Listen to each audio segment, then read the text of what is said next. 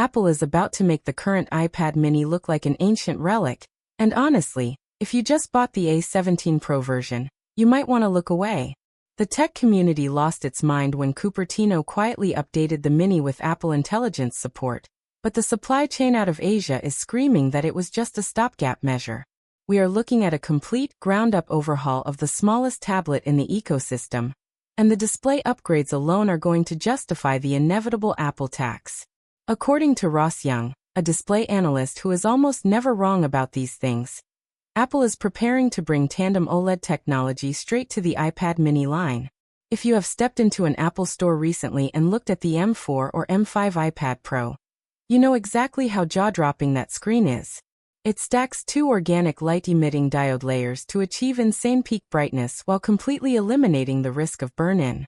Right now, the Mini uses a standard LCD panel that suffers from noticeable ghosting, and that infamous jelly scrolling issue when you use it in portrait mode. Moving to Tandem OLED fixes every single one of those compromises in a heartbeat. The LEC is reporting that Samsung Display and LG Display are already fighting over the contracts for these smaller panels. But it gets even better because Ross Young is hinting that promotion is finally happening here. We are talking about a variable refresh rate that scales from a battery-saving 1 Hz all the way up to a buttery-smooth 120 Hz. For years, Apple restricted promotion to the Pro lineup to force power users to spend more money, but putting a high-end A-series chip into a 60 Hz screen feels like putting a Ferrari engine inside a golf cart. It just does not make sense anymore.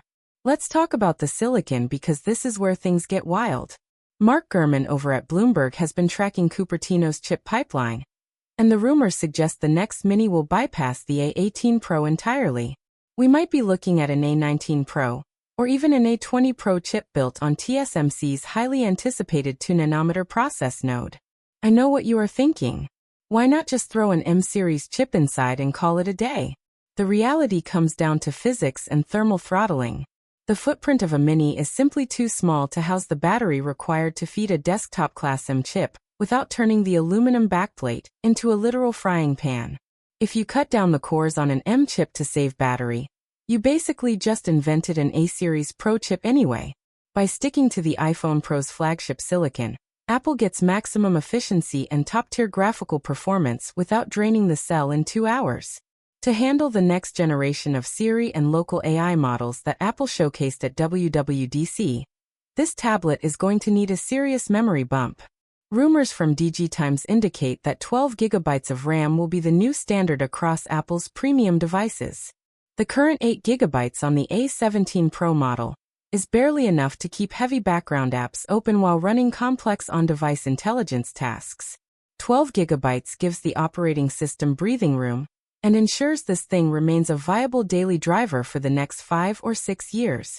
How many of you actually use the iPad mini as your primary mobile device? Or is it just an e-reader and media machine for you?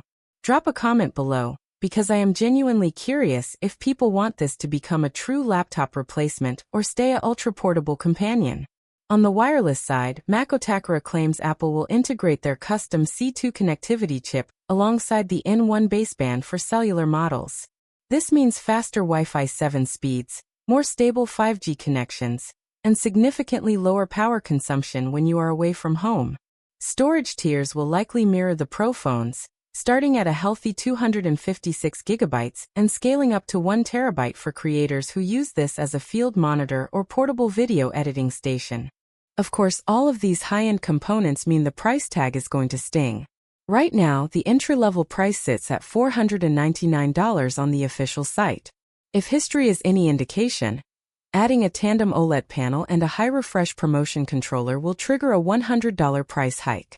A $599 starting price feels steep for an 8-inch tablet, but see. Unsidering it will pack identical display tech to a $1,000 iPad Pro. Cupertino will easily justify the premium. As for the timeline, Ming-Chi Kuo is targeting a mass production window that aligns with the release toward the tail end of this year or early next year. We are likely looking at a 6 to 8 month wait from this exact moment.